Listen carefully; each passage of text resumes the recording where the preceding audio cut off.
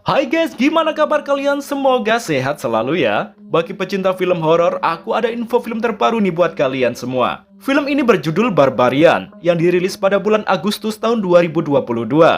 Dan menceritakan tentang teror sebuah makhluk mengerikan yang bersembunyi di terowongan bawah tanah sebuah penginapan. Dibintangi oleh Georgina Campbell, Barbarian berhasil menampilkan ketegangan yang bikin penonton tegang setegang-tegangnya. Kayak apa guys? Daripada mikir yang tegang-tegang, mending kalian langsung tonton alur cerita dari film Barbarian.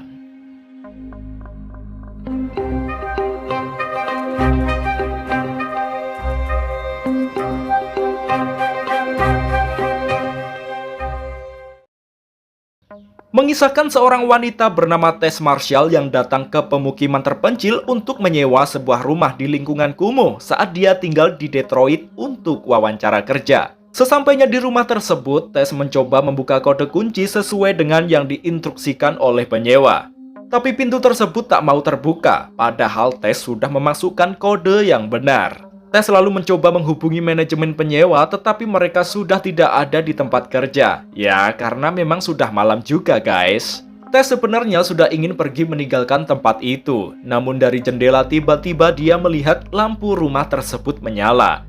Karena penasaran, Tess pun kembali lagi ke teras rumah itu dan menekan bel rumah. Tess kemudian melihat seorang pria dari luar jendela dan tak lama setelah itu pria tersebut membukakan pintu. Pria bernama Cat itu mengaku bahwa dia adalah penyewa rumah tersebut. Tess terkejut dong karena dia sudah menyewa rumah bernomor 476 itu sudah sebulan yang lalu. Kok ternyata sudah ada yang menghuninya. Rupanya di antara mereka berdua telah terjadi kesalahpahaman karena telah memesan properti tersebut dengan aplikasi yang berbeda.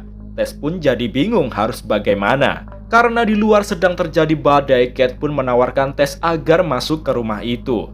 Di dalam rumah tersebut juga seperti tidak ada yang mencurigakan. Awalnya, Cat terlihat begitu canggung menerima tamu yang tak diundang. Tapi lama-kelamaan, mereka berdua akhirnya bisa saling bersikap hangat guys. Sebenarnya, Tess berniat untuk mencari penginapan lain malam itu. Tapi Cat bilang bahwa sedang ada konvensi kedokteran besar di kota, jadi sulit bagi Tess untuk mendapatkan penginapan malam itu. Cat lalu menawarkan agar Tess menginap saja di rumah tersebut. Akhirnya mau tak mau, Tess terpaksa menerima tawaran dari Cat daripada tidur di luar. Tess kemudian masuk ke kamar dan mendapati dompet milik Cat tergeletak di atas meja. Untuk berjaga-jaga, Tess membuka dompet itu lalu memotret SIM milik Cat lalu mengembalikan ke pemiliknya. Sebelum pada tidur, mereka berdua saling mengobrol cukup lama sambil minum anggur. Mereka sekarang terlihat lebih akrab daripada sebelumnya, bahkan saling bercanda. Setelah larut malam, Cat dan Tess pun akhirnya tepar. Saat Tess terlelap tidur, tiba-tiba dia mendengar suara pintu terbuka dan suara sesuatu yang aneh.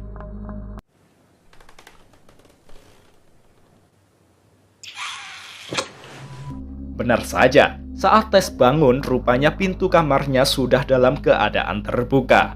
Tess selalu mencoba untuk memeriksanya, dan ternyata dia mendapati Cat yang tidur di sofa sedang mengigau. Tess selalu membangunkan Cat dan menceritakan apa yang terjadi di kamarnya. Pagi harinya, saat Tess akan berangkat wawancara, dia menemukan surat Cat di atas meja yang memberitahu bahwa Cat sedang buru-buru pergi saat Tess masih tidur. Ketika Tess keluar dari rumah, dia sedikit terkejut melihat lingkungan tersebut yang sudah benar-benar terbengkalai. Sesampainya di tempat janjian, tak lama setelah itu datanglah seorang wanita bernama Catherine James dan wawancara mereka pun berlangsung. Sepulangnya dari wawancara, saat Tess akan masuk ke rumah, tiba-tiba seorang pria tunawisma aneh mengejar Tess dan berteriak meminta agar Tess meninggalkan rumah tersebut. Come here! Come out that house! Go away! Tess selalu mencoba menghubungi penyedia jasa dan memberitahu tentang keberadaan tunawisma itu. Tess juga meminta agar dikirimkan seseorang untuk menjemputnya. Namun sayangnya, ibu kontrakan tersebut bilang bahwa tidak ada orang yang dapat dikirimkan saat itu. Saking gugupnya sampai-sampai Tess kebelet guys. Tapi dia kebingungan lagi, mau cebok, tisunya malah habis. Dia kemudian menggeledah perabotan di rumah itu hanya untuk mencari tisu buat cebok. Masih juga tak menemukannya, Tess selalu tertuju pada sebuah ruang bawah tanah di rumah tersebut. Dan benar saja di sana dia mendapatkan tisu dan mengambilnya. Akan tetapi, saat dia akan keluar tiba-tiba pintu ruangan itu tertutup dan terkunci dengan sendirinya. Karena tak bisa keluar, Tess akhirnya kembali masuk ke basement untuk mencari cara agar bisa keluar. Namun sayangnya dia hanya membawa kunci pintu depan dan HP-nya tertinggal di kamar. Tess lalu menggeledah perabotan di basement tersebut dan tiba-tiba dia melihat sebuah tali yang menjulur dari sebuah lubang di dinding. Dia menarik tali tersebut dan ternyata ada sebuah pintu ruangan rahasia yang terbuka.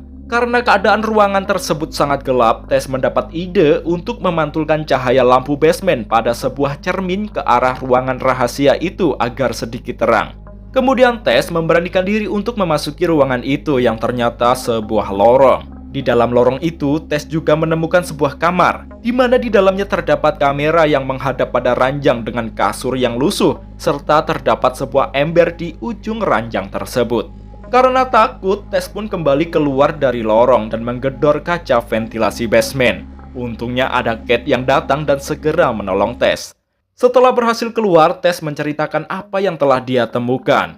Mendengar cerita dari Tess, Kate pun juga penasaran dan ingin memeriksa lorong tersembunyi itu. Awalnya Tess melarang pria itu untuk ke sana, dan Tess sendiri berniat ingin pergi meninggalkan Kate. Namun Kate melarangnya pergi dan meminta Tess menunggu di luar saat dia masuk ke terowongan. Tess terpaksa menurut apa yang diperintahkan Kate, karena takut jika Kate tiba-tiba terkunci juga. Setelah beberapa saat menunggu, Tess mencoba memanggil Kate. Do you see it? Awalnya Kate masih nyaut panggilan Tess, tapi setelah itu tak terdengar lagi suara dari pria tersebut. Tess pun dibuat panik, apalagi pintu basement yang mencoba menutup kembali. Untungnya Tess mendengar dan segera mengganjal pintu basement itu dengan kursi. Tess lalu kembali masuk ke basement dan memanggil Kate. Karena tak ada jawaban, Tess memberanikan diri masuk ke terowongan itu dengan penerangan lampu ponselnya. Namun dia tak menemukannya di kamar misterius yang dia ceritakan.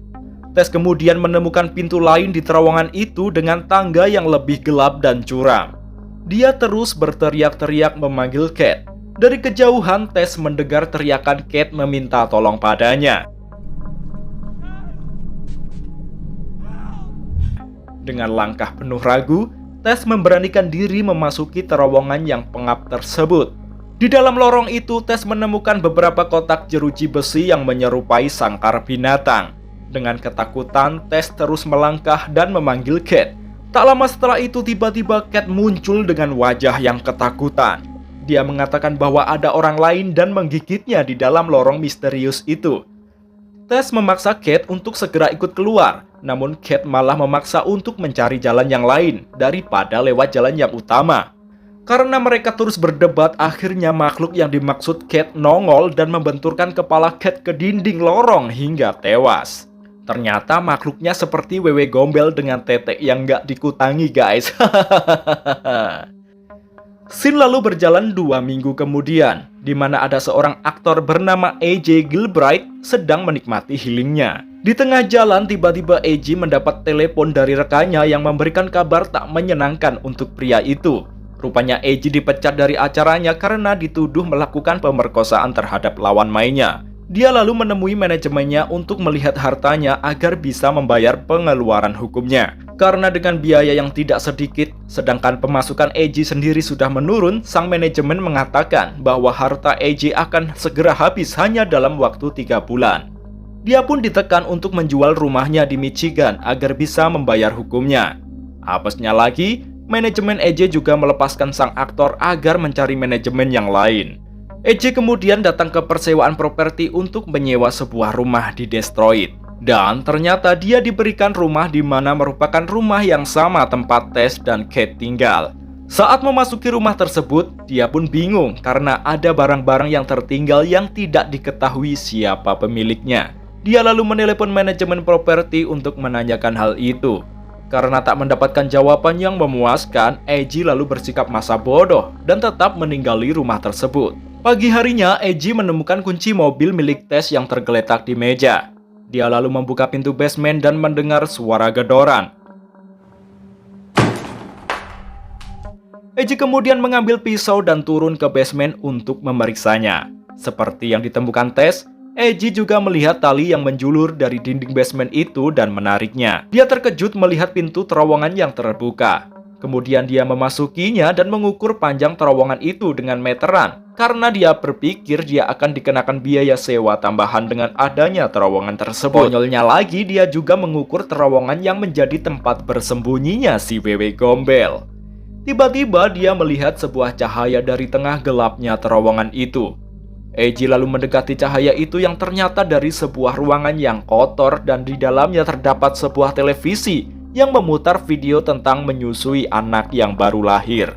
Setelah itu Eiji dikagetkan dengan adanya sesuatu yang menarik meteran yang dia pegang. Dengan ketakutan, Eiji berlari untuk keluar, namun tiba-tiba dia tersandung dan terjatuh yang menyebabkan senternya mati. Ketika senternya berkedip di kejauhan, dia melihat si AWW berdiri seksi dan mendekati Eiji. Pria itu kemudian bangkit lagi dan berlari untuk menyelamatkan diri. Akan tetapi dia malah terperosok ke dalam sebuah lubang lalu tertutup dan terjebak. Ternyata di lubang itu juga ada Tess yang kemudian menenangkan Eiji. Scene lalu mundur 40 tahun yang lalu, di mana ditunjukkan seorang pria bernama Frank yang merupakan pemilik asli rumah di Jalan Barbary tersebut. Selama di sana, Frank menyamar sebagai tukang servis untuk memasuki rumah seorang wanita dan membuka kunci jendela wanita itu untuk menyelinap masuk dan menculik wanita tersebut nantinya. Lalu scene kembali ke masa kini. Tess yang sedang bersama Eiji di dalam lubang memintanya untuk tetap tenang. Beberapa saat kemudian datanglah si Wewe mengulurkan sebotol susu untuk mereka berdua. Tess memaksa Eiji agar mau meminum susu tersebut agar si Wewe tidak marah. Akan tetapi si Eiji menolak susu itu, berbeda dengan Tess. Wewe tersebut ingin mereka berdua bertindak sebagai bayinya.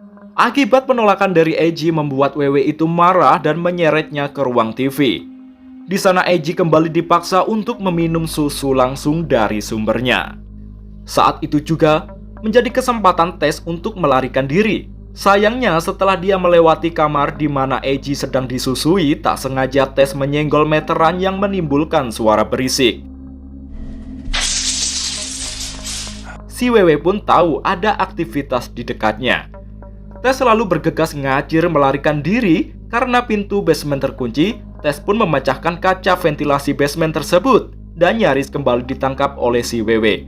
Untungnya dia berhasil ditolong oleh seorang pria bernama Andre. Andre menarik Tess dari tempat aneh tersebut. Sementara Tess malah merengek meminta Andre membantunya untuk menyelamatkan Eiji. Andre lalu menjelaskan bahwa itu adalah tempat yang sial bagi siapa saja yang memasukinya. Karena Tess terus memaksa, akhirnya Andre meninggalkan wanita itu sendirian. Eiji yang masih berada di lorong terus berusaha mencari jalan keluar. Berbekal lampu ponselnya, dia kemudian menemukan sebuah lonceng yang tersambung dengan tali. Dia mengikuti arah tali tersebut dan menemukan sebuah pintu. Sedangkan Tess mencari bantuan di luar rumah, dia menghampiri sebuah pom bensin dan meminjam telepon di sana untuk menghubungi polisi. Sementara itu Eiji memasuki kamar kumuh yang baru saja dia temukan. Ternyata di dalam kamar tersebut terbaring seorang pria yang ternyata adalah Frank yang sudah sakit-sakitan. Eiji pun terkejut dan mendekati Frank. Karena tak sanggup berbicara, Frank hanya bisa menunjuk sesuatu untuk Eiji. Tak tahu siapa Frank sebenarnya, Eiji berniat membantunya keluar dari tempat tersebut. Eiji kemudian menggeser meja di kamar itu lebih dekat dengan Frank. Tak lama kemudian polisi datang ke rumah iblis tersebut bersama Tess. Tess mengatakan bahwa ada orang yang terjebak dan terbunuh di basement rumah itu. Namun polisi tersebut tidak percaya dengan apa yang dikatakan Tess dan malah pergi meninggalkannya. Sedangkan Eiji yang di kamar Frank menemukan lusinan kaset video tindakan asusila Frank terhadap para wanita. Setelah dia menoleh ke arah Frank, ternyata Frank mengambil pistol dan bunuh diri. Wait. Kemudian Tess nekat membobol jendela rumah itu dan kembali masuk untuk mengambil kunci mobilnya. Ketika Tess menyalakan mobilnya, tiba-tiba si AWW keluar dan berusaha mengejar Tess. Tanpa basa-basi lagi, Tess langsung menancapkan gas mobilnya menabrak si AWW hingga terjepit dengan tembok. WW itu pun berusaha melepaskan diri, namun pada akhirnya dia lemas tak berdaya. Tess lalu kembali masuk ke terowongan untuk menyelamatkan Eiji. Sayangnya ketika Tess sampai di depan pintu ruang televisi, Eiji tak sengaja menembaknya dengan pistol milik Frank karena keterbatasan penglihatan. Untungnya Tess masih selamat dan Eiji segera membopongnya keluar dari rumah itu karena luka di perutnya yang tertembak. Namun ternyata si Wewe yang terjepit sudah tidak ada lagi di tempatnya, guys. Mereka lalu segera menjauh dari tempat itu dan mencari pertolongan. Mereka bertemu dengan Andre yang kemudian membawanya bersembunyi di bawah menara air.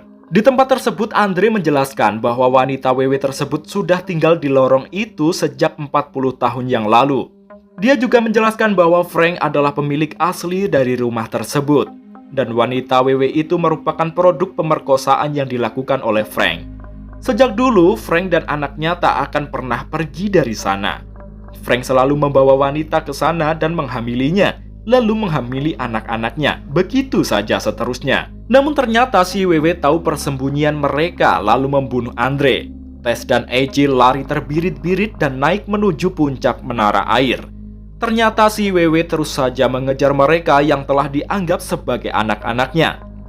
Sesampainya di puncak menara, Eiji hampir saja menggunakan pistolnya. Sayangnya pistol tersebut malah terjatuh. Tak ada pilihan lain dan semakin panik, sedangkan si Wewe semakin dekat. Eiji dengan tega melempar tubuh Tess dari atas menara. Karena Tess, bayi kesayangan si AWW, tanpa pikir panjang wanita bugil itu langsung meloncat demi menyelamatkan Tess. Dari atas menara, Eiji melihat tubuh si Wewe tak sadarkan diri dengan penuh darah, lalu ditindih oleh tubuh Tess. Mengira si Wewe telah tewas, Eiji pun turun dan mengambil pistolnya lalu membangunkan Tess. Untungnya Tess masih selamat dari kejadian itu. Bukan hanya Tess, ternyata si Wewe juga ikut bangkit lalu mencekik dan mencongkel mata Eiji hingga tewas. Setelah itu si Wewe mendekati Tess dan mencoba membawanya kembali ke terowongan.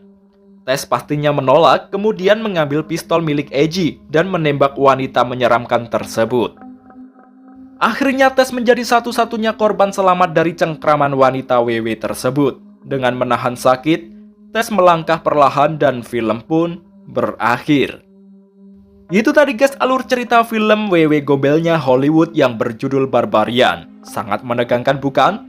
Cocok nih buat kalian yang suka dengan film-film horror thriller guys. Sampai di sini dulu ya. Jangan lupa terus cek Teyuga Channel untuk mendapatkan info film-film terkece pastinya. Saya pamit dulu, sampai ketemu lagi di video-video selanjutnya. Bye-bye.